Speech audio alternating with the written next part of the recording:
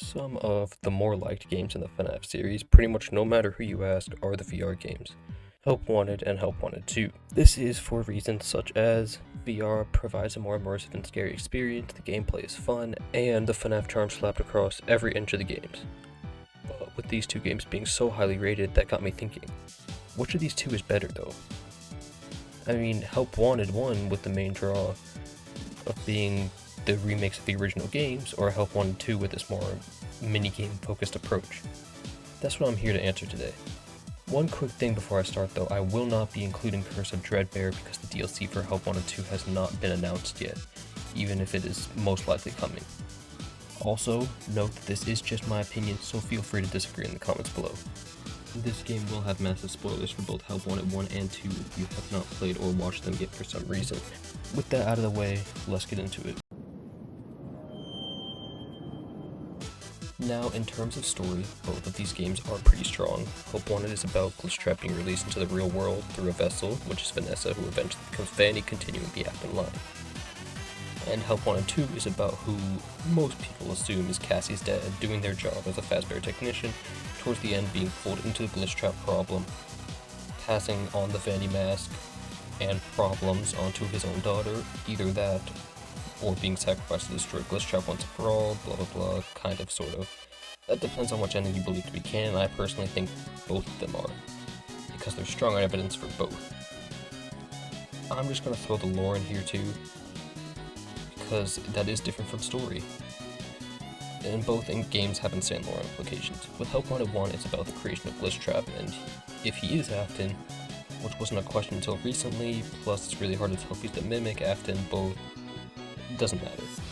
It is a cool concept and executed pretty well through the tapes that start off trying to destroy him before seemingly willing to help him through some sort of trap.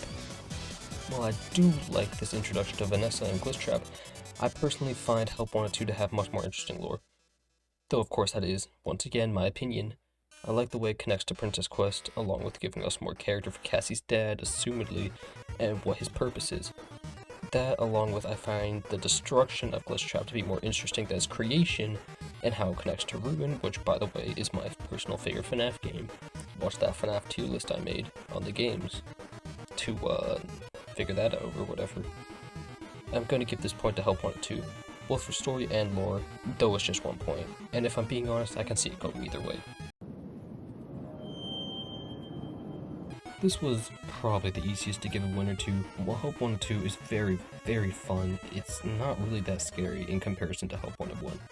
Arguably the scariest game in the series. The remakes of FNAF 1, 2, and 3 are so spooky in VR that it's kinda stole this point by a landslide. Not to mention the Vent Repair and other non-remake minigames are also really good, which are, by the way, just as, if not scarier than the remakes of the OG games. Now, don't get me wrong, Help Wanted 2 isn't lacking in this department necessarily. I mean, look at Carousel, it's definitely one of the scariest parts of that game, along with the ruined Sun-Moon part. But I don't think it compares to Help Wanted 1, so that's a point for that game.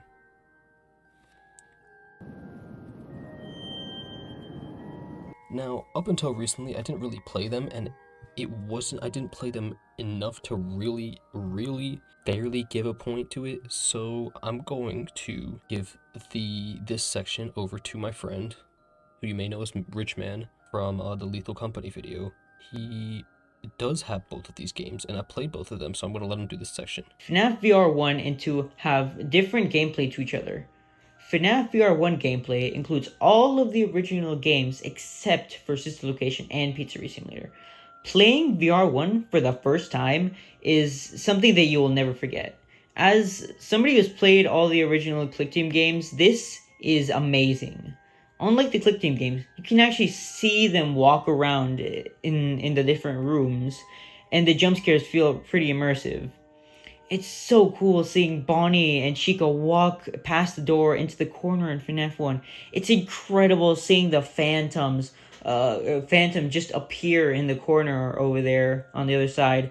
And since you're in VR, you can like avoid them by looking like at an angle straight down. Which brings me to the next topic. You're playing in VR, so that means you can make new and unique strategies since you have two hands to be able to do stuff. Like in FNAF 2, you can wind the music box while checking the lights, or in FNAF 3, you can check the cameras while also spamming the reboot button, so that you don't have to look that way at all times. The unique stuff in this game include parts and service and vent repair. They are both pretty cool and unique things, but they're pretty repetitive, with everything being exact same each time. Blacklight mode is basically the hard mode of the game. In each level gets its own cool design. Like FNAF 1 just becomes black and white. FNAF 3 is burning down. FNAF 4 is a completely new mini game with cool endings, and with the gives the ending. Parts of service. Each character has their own unique design that goes kind of well with them, and the fear factors for dark room and vent repair basically turn things upside down. Once you beat each level and get the Night Terror's final level, which is so satisfying as the last level, it's a fun puzzle in which you have to go everywhere where the glitch trap plush tells you to go. And once you beat it, the ending is pretty crazy, where you become Freddy at the end. And then there's the negatives of the game. Once you beat it, there isn't really much to do, other than, get the tapes and coins, but there isn't really much replayability. I mean, you play the nights again, and it's just the same thing over and over again. Once you get all the tapes, you get an underwhelming glitch trap encounter it could have been a cool boss fight, but it's just a puzzle to set free and get an ending. Another collectible are the coins that can unlock price counter. Price counter? Alright, it's a pretty good idea, but what else do you honestly expect me to do with the collectibles I get? Yeah, nothing. Speaking of plushies, I did not like the plush baby level because of how difficult and how safe you have to play. I feel like you can't really take any risks, or else I would lose. I just genuinely did not enjoy playing that level. And also the circus baby level for Night Terrors, I think it was. Yeah, it just so underwhelming. Like, all you gotta do is close that. Oh, that's it. Go away. Like, that's it. Could have come up with anything better. But in the end, VR1 is an amazing game. And it was a really good start for Steel Wool with the FNAF series, But it could have been better. Some of the things could have been fixed, like more rewarding. Like, the prizes could have felt more rewarding. The payoff for getting all the collectibles could have been a bit better. But it is what it is. Oh wait, we have another game. VR2 is a great improvement from the first one.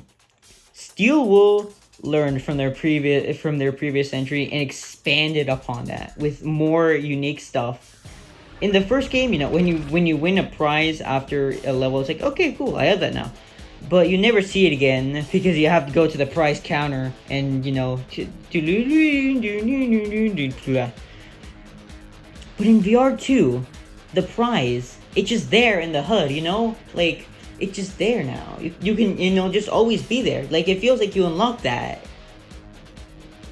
And not to mention the fact you can actually move around in the HUD better than in the last game. Because in the last game, you can only just go to the price counter and the other, and back to the level selection.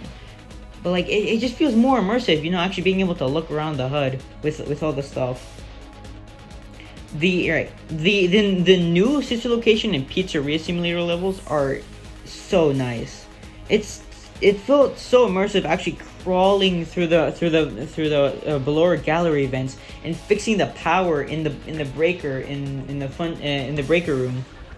They added more mechanics to them, like the mini arenas for Ballora, and you have to pull more levers and you have to aim the megaphone at Funtime Freddy. This location office parts were cool. I love the mechanic for Funtime Chica where you have to keep her away with the plushie. The final level for Baby is such a good improvement over the plush baby level from VR1. The rest of the games are really fun and challenging gameplay loops, which are random each time, which add more replayability to it. The food levels are so fun and feel like those old Papa's games, those old Flash Papa games. The Roxy makeup part gave her so much more personality than she had now, and it like and it gave us some context, like why she looks like that in Ruin. And it also like gives her more like character, you know, how she cares about her looks a lot. The slushy part, that was so fun. Like it had it had such a good balance between stress and fun. Like I felt like when I was making like a new slushy part, oh, that's empty. I just gotta wait. Oh no, they're gonna start a revolution against me. I guess I gotta stop them now. Like, I don't know. It just feels really fun doing that. All right, the FNAF 3 part where you have to be the doctor to help you is just so hilarious. I just love that part. All right. The original FNAF 6 gameplay is kind of bad, you know. The office section, the actual game, you know, it's really good. But like, yeah, I don't think anybody would have liked it if they had the office section in VR2. But when they moved that into, they made it this new game, this new level with this like with new stuff in it, and it's completely unique. But it's also using stuff from the old game. Not to mention, it has pretty good comedic timing too. They like really did a good job of making me feel stressed with each level. Like it made me feel like it was in danger, but it also made it feel like it was fair, you know. I really like how you have to work more to get the to be able to get the Vanny mask off, because in the first game you could just, you know, like you could just, oh, what's this? Oh, a lever. Whoop. Oh, why is everything purple now? Oh no. But in this one, like, it just feels rewarding, being able to finally take off the mask and seeing everything in that big reveal that, oh my goodness, it's security breach. Oh my goodness, guys, the hit video game. Oh my goodness. The plushie collectibles cool. The plushie collectibles are a pretty cool idea, but the clues are kind of bad. I gotta admit that they're kind of bad. But like the payoff with Princess Quest at the end, that's incredible. Like being able to teleport around and swing my sword at pixelated enemies, it just felt so cool. Alright, but once again, not everything is perfect. I was really excited to play the sister location office, but I have to admit, I was kind of disappointed. The office looked kind of bland, and it feels like it's missing some decoration and, you know, like, emotion to it. Because if you compare the custom night office to the sister location office that we have in Helpwanted 2, you can tell there's like a visible like difference with like stuff missing, you know. And the doors and the buttons for the doors, I don't know. I feel like they were like too small, you know. Like sometimes they're like, oh hey, it didn't push. Why isn't it working? You know. And I really hate the fact that Enord was the first enemy. It was the first enemy for the sister location office part. Like, bro. In the original sister location, it was like this huge build up for this final and pretty challenging boss to get the secret ending.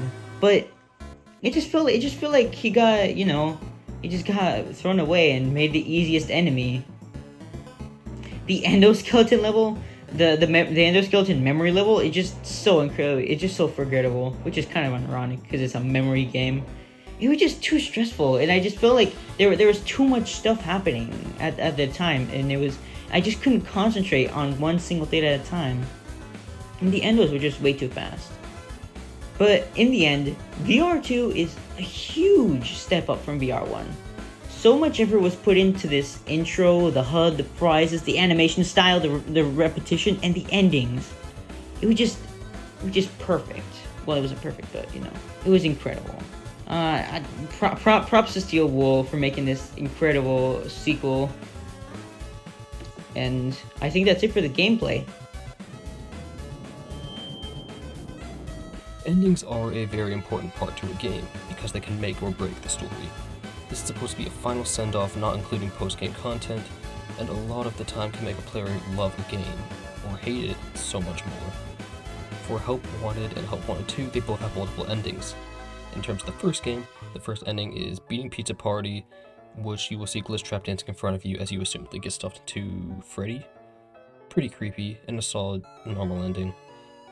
For the other ending, you do have to collect the tapes and then do this weird thing with the button and the switch or whatever to get the what we think is the true ending. And if done correctly, you will be transported to a sort of prison where Glitch Trap looks at you, shushes you before waving away, and disappears. If you do it incorrectly, you will swap places with him, and with glitchy vision, and it is weird. For Help Wanted 2, there are only 2 endings. The first one, you just collect all the fast figure things, which then you will be transported in front of a recharge station where a hand, possibly Glitch Trap, will emerge from. Then you are surrounded by Nat Marion staff bots and they close in. You are then put into the position of Mask Bot from the beginning of Ruin. And assuming you are the father of Cassie, it's especially tragic considering you are giving the mask to your own daughter and continuing the problem through her. There's not really much you can do about it. The second ending has you beat Princess Quest 4, after which you are transported to a claw machine with Moon having his hand out. You give him the Glitch Trap plush after trading it for the Vanny mask, and he takes it to Vanny, who is looming over. It turns into Glitch Trap and Vanny crushes him, assumedly destroying him, maybe? Now, which game has better endings? I think it's pretty easily Help Wanted 2. While the first game has its moments, I think both of the endings in Help Wanted 2 feel more fleshed out and, you know, doing stuff with it, if that makes sense. Conclusion. Now, while Help Wanted 1 was a great game, I think Help Wanted 2 beats it in everything other than horror, which is a very important category for a horror game, by the way. But the higher replayability and more fun gameplay combined with better story and lore, in my opinion of course, as well as wristbands, make Help Wanted 2 the superior game. But then again, Help Wanted 2 didn't have Monty in it when they very clearly could have, so like, who's really the winner here? Anyway, that's gonna be all for this video. Thank you so much for watching, and catch you later.